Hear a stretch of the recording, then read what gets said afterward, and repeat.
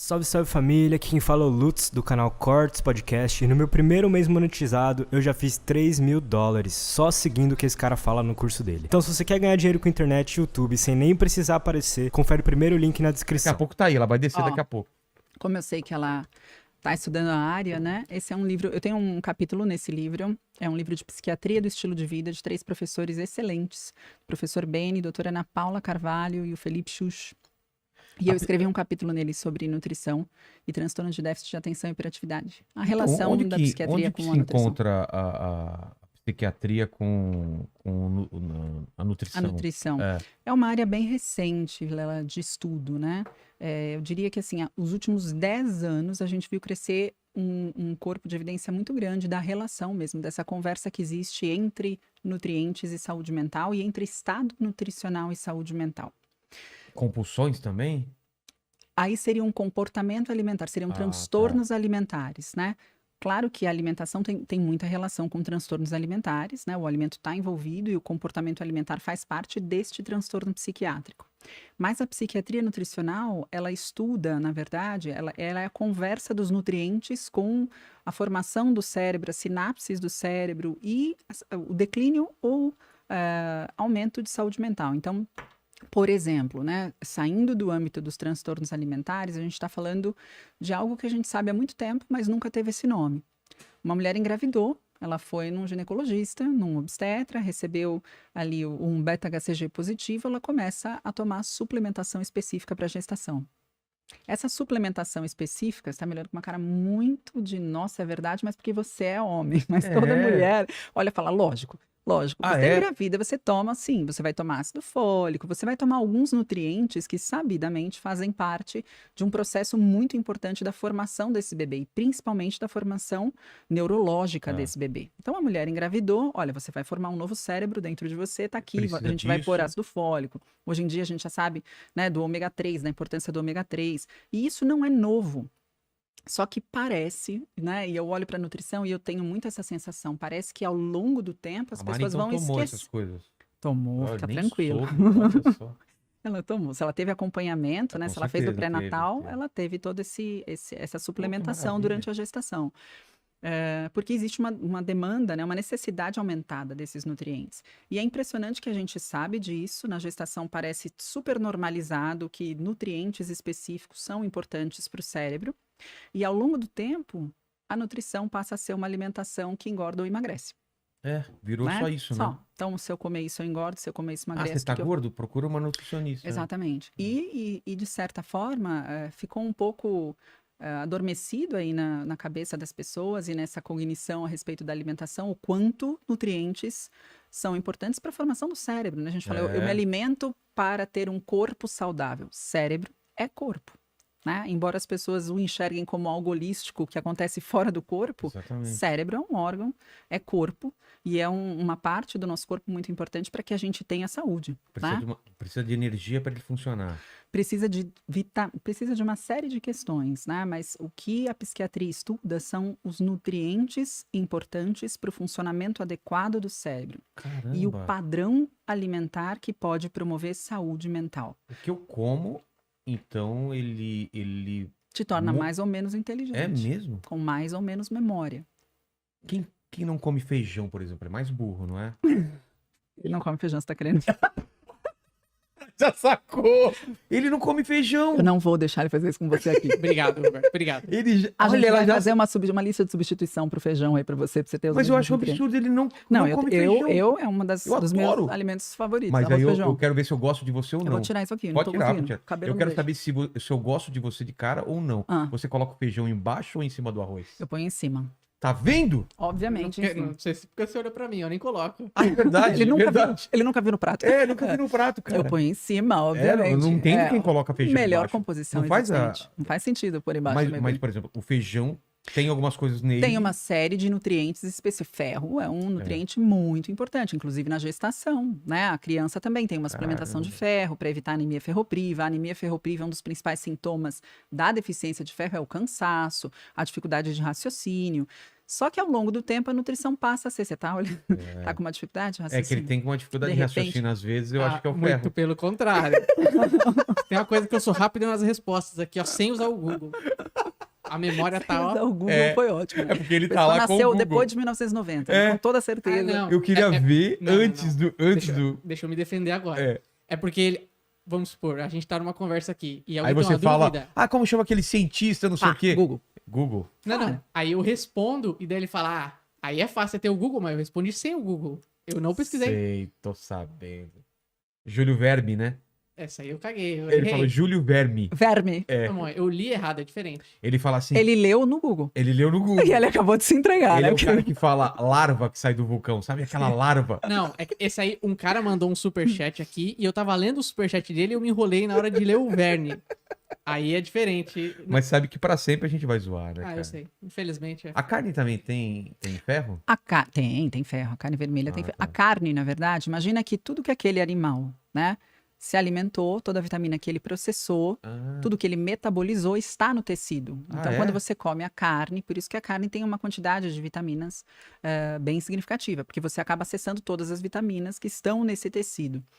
E aí, só concluindo a questão da psiquiatria nutricional, começou a se estudar, então, esses nutrientes. Será que a ausência desse nutriente tem alguma relação com algum transtorno psiquiátrico, com algum distúrbio psiquiátrico, com a neurodegeneração, demência? Tem, todo.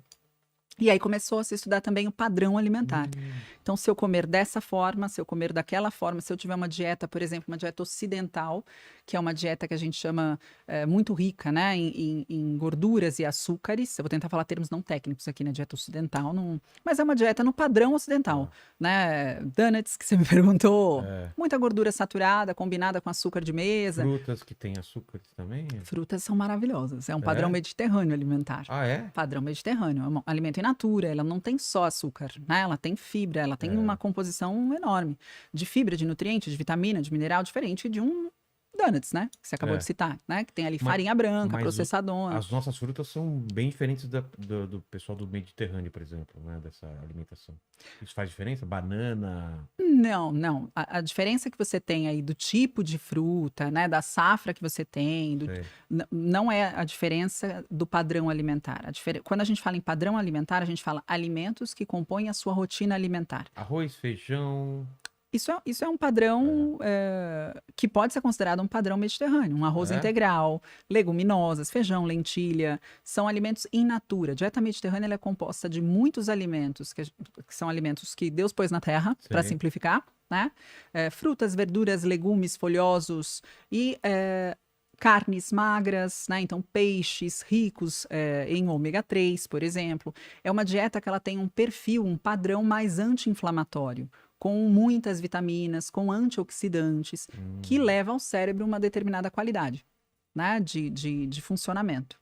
E a dieta ocidental é uma dieta que tem grande densidade energética, então eu tenho bastante caloria ali, porque eu tenho alimentos mais processados, mais refinados, então imagina que eu concentrei o açúcar. Uma abobrinha, por exemplo, eu tenho 1 quilo de abobrinha. Em 1 quilo de abobrinha eu tenho aproximadamente 90 gramas de carboidrato. Tá? Aí eu tenho 100 gramas de uma bolachinha, um biscoitinho integral. 100 gramas. Eu tenho 90 gramas de carboidrato. Caramba. Só que você come esse biscoitinho em 1 minuto. É. E digere em 1 minuto. Né? Então eu tenho grande densidade energética nesse pacotinho. Enquanto que na abobrinha, para eu conseguir comer 1 quilo de abobrinha, é impossível. Eu vou comer os mesmos 100 gramas e eu vou ter 9 gramas ali de carboidrato. Eu vou ter uma quantidade calórica imensamente inferior, mas eu tenho grande densidade nutricional. Então, o padrão mediterrâneo é um padrão de uma alimentação com grande densidade nutricional e baixa densidade energética. Enquanto que o ocidental é mais ou menos o contrário, né? Ele tende a elevar muito mais a glicemia do indivíduo e, portanto, a insulina. Ele é um padrão mais inflamatório. O que a psiquiatria nutricional vem estudando? Quanto mais inflamatório o seu padrão alimentar, né? Quanto mais alimentos que tenham esse potencial inflamatório de aumentar a adiposidade, de elevar a insulina, de aumentar citocinas inflamatórias no seu corpo, mais o seu cérebro também recebe esse impacto. O que vem sendo investigado e já está muito bem estabelecido são os mecanismos do declínio de saúde mental.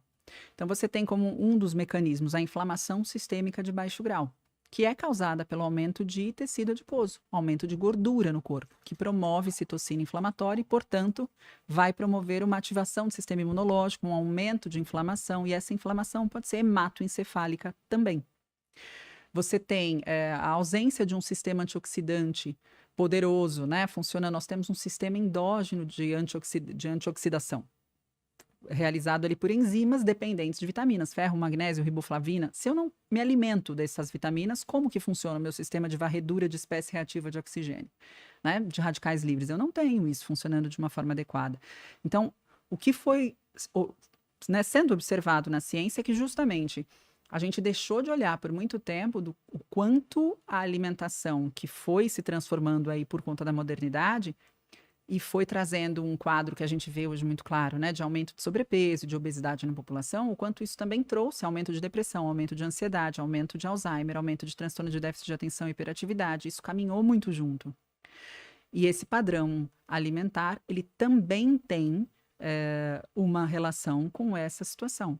Né? A gente ainda não fala na ciência de causalidade. Se eu comer assim, eu vou causar aquilo. Ah, não. Né? Não dá para falar de causalidade. Na ciência, para falar de causalidade, eu teria que fazer assim, Vilela. Eu vou pegar um ratinho. A gente tem estudos que mostram causalidade, mas não em humanos. Porque você não vai pegar um humano e falar, deixa eu ver se isso adoece ele mentalmente. Ninguém vai permitir, nenhum comitê de ética vai permitir uma pesquisa dessa. Então, eu vou pegar um ratinho. Então, um estudo que é muito clássico na psiquiatria nutricional.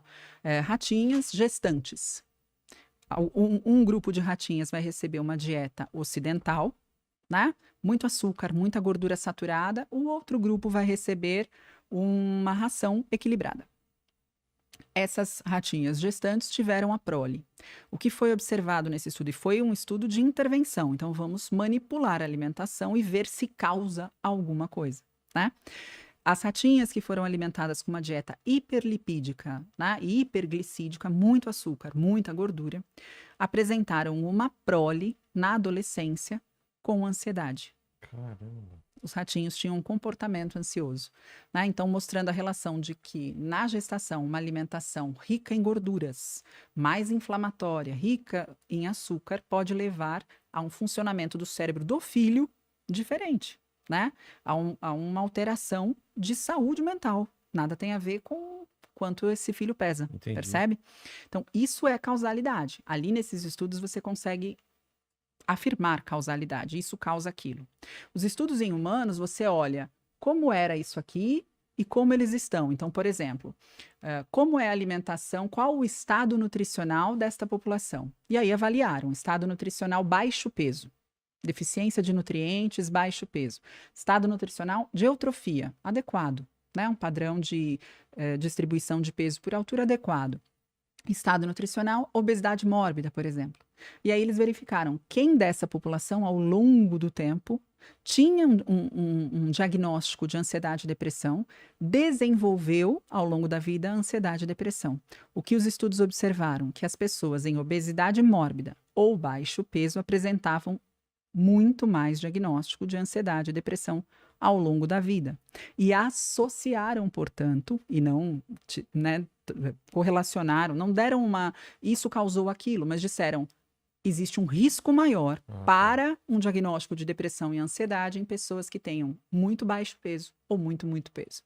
Tá? Então, a deficiência de nutrientes que fazem o cérebro funcionar pode levar a um estado de declínio de saúde mental ou ainda um estado inflamatório com um aumento muito considerável de adipócitos, de células de gordura, que geram, né, que produzem, portanto, citocinas inflamatórias, pode levar a um padrão também de inflamação hematoencefálica. A nossa membrana é uma membrana fosfolipídica, de fósforo e gordura. Qual tipo de gordura você ingere? Né, o cérebro, grande parte do seu cérebro, ele é composto de gordura. Qual gordura? Qual a qualidade dessa gordura? Né?